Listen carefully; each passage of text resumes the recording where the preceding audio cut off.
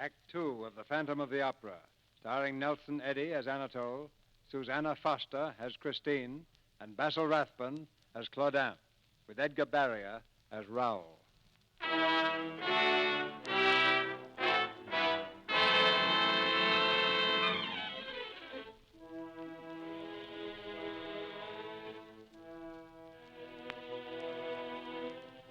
There was a master key at the Opera House, and the night we were to sing Amour et Gloire, the key disappeared. Other things had been stolen, costumes, masks. But now the Shadow had entrance to 2,500 doors.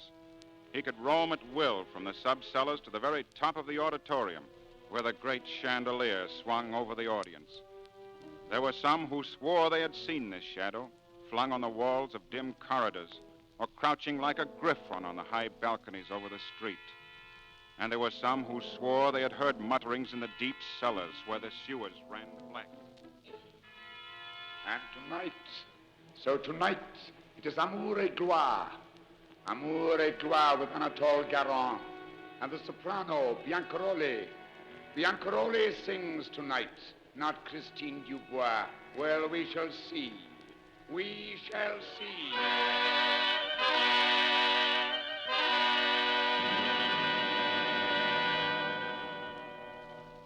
It was strange the way it happened. In the third act, the libretto called for me to give Biancaroli a cup of wine. When she had drunk it, I thought for a moment that her face paled. She finished her aria and left the stage, but she was late for her next entrance. There was a wait. And then came the cadenza from off stage.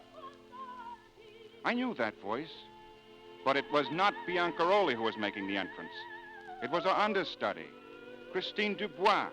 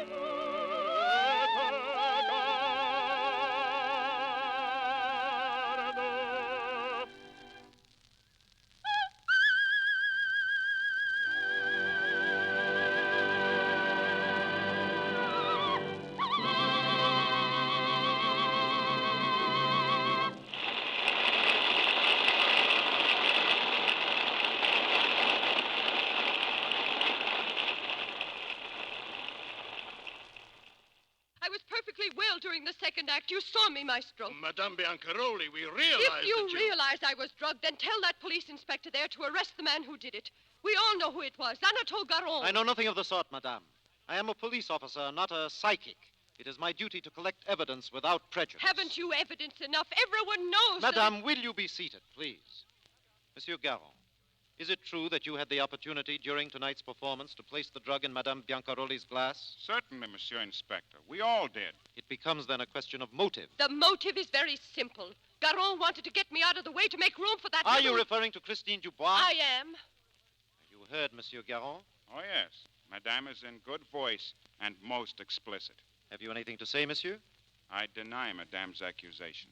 Do you deny, monsieur, that you had any motive in drugging Madame? I deny that I drugged her. Monsieur Inspector, I do not understand your reluctance to make an arrest. You are not an examining magistrate. Can you substantiate your charge that Anatole Garon had a motive in drugging you and that the motive was Christine Dubois? Why, anybody with half an eye would be able to tell you. Hearsay is not evidence, Then madame. I'll go over your head. I have influence at the Sûreté.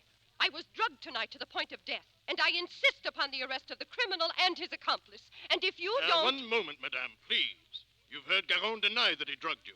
As the inspector says, there is no evidence to warrant an arrest. If you insist upon it and fail to gain a conviction, you will find yourself in a very difficult predicament. Yes, quite right. And no matter what the outcome, don't forget that your career is bound to the Paris Opera. Whatever scandal injures us or any member of the company will injure you as well. Are you suggesting that I forget the whole affair? Yes, for your own sake as well as ours. Very well. That is, under certain conditions. I want a new understudy. Christine Dubois goes back to the chorus and stays for the 2 years my contract has to run. No, I won't permit it. If any such arrangement is made, I'll go... My dear Anatole, I have not finished. I go a step farther. I suggest that we all forget that anything happened afterwards. For once, Madame, I don't understand you. Oh, but it's so simple.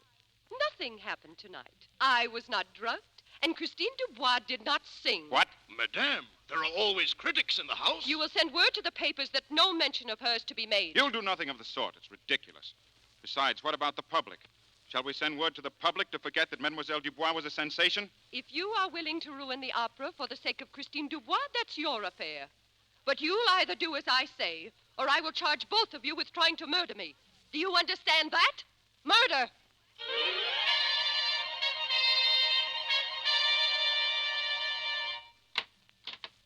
Ah, Madame Biancaroli. Good evening, Maria. Oh, Madame, you were magnificent tonight. Oh, my dress, please. You really thought so, Maria? Oh, yes, Madame. The best I've ever heard you. Especially in the part with Garon. The cadenza from offstage, it was so... Oh, you liked that, did you? Why, yes, Madame, it... Yes.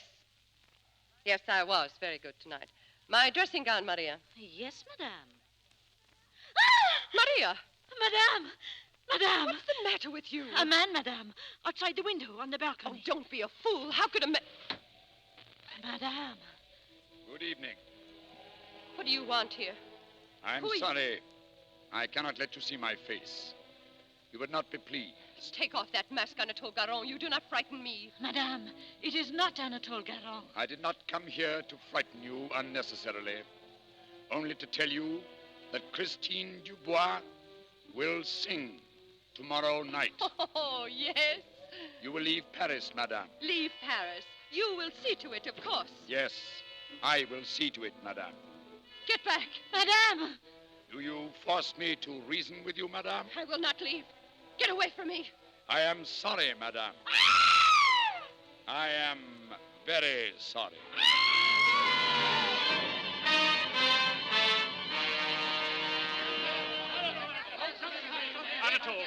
Anatole! What is it? Madame Biancaroli and her maid. They've been murdered.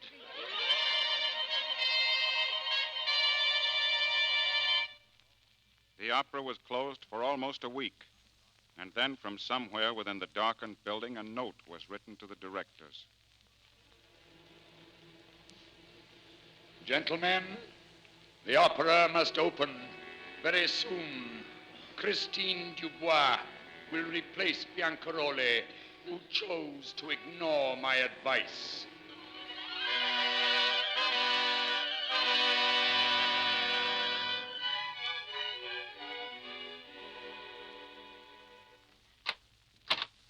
Good morning. Yes? Is Christine at home? Yes.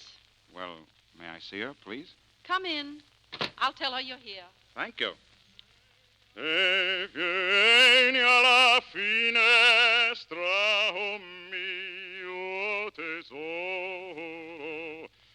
Beautiful, monsieur, beautiful. Oh, I didn't see you, Inspector. Good morning. How's the opera business, monsieur? Well, very poor at the moment.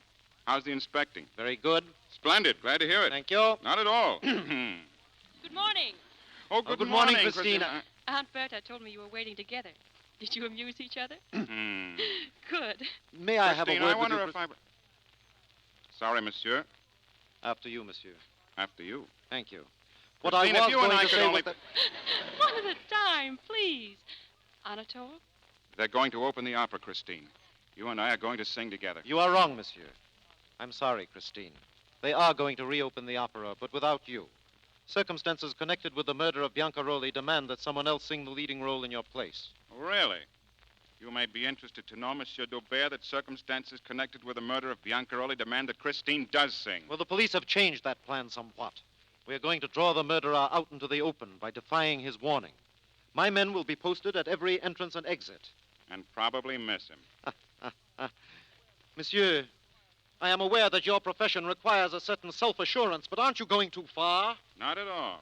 I happen to have a plan of my own for trapping the murderer. So you've turned detective, monsieur. I have. Well, very well, if it amuses you. I might add that my plan is strictly confidential. All I can tell you is that Lorenzi is to sing the role, and I am not in the least interested in your plan.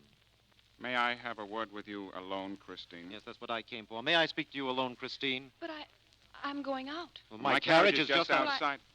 I'm not going right now. I'm going later. I'll wait. Yes. Yes, we'll both wait.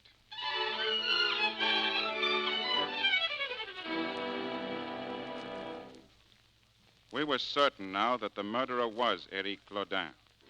The plan I had worked out took me to the home of a great pianist and composer. On the night before we were to open, I went to see Franz Liszt.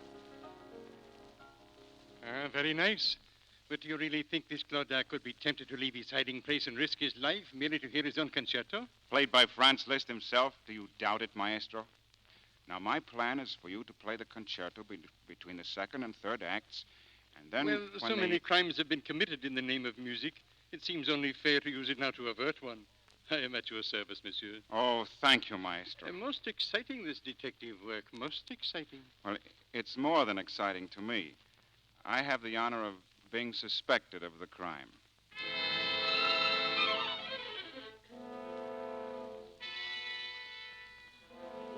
Gentlemen, I have been very patient.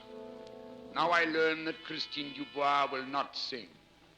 Gentlemen, if Madame Lorenzi sings in her place, you will be responsible.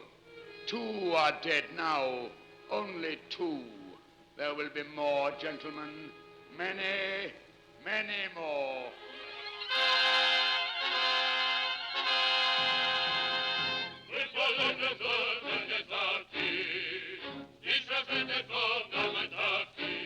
Lorenzi sang that night. Through 2 acts we waited, and nothing happened. An old worker at the opera house thought he saw a figure on the catwalk leading to the dome of the theater. It was the old man's duty to light the monster chandelier, a great heavy thing of glass and bronze held in place by chains. When the police searched the catwalk high over the audience, there was no one there. We began to feel secure. Christine had come to the theater, but she was safe in her dressing room. When I entered from the wings at the finale of the second act, I was thinking only of the opera.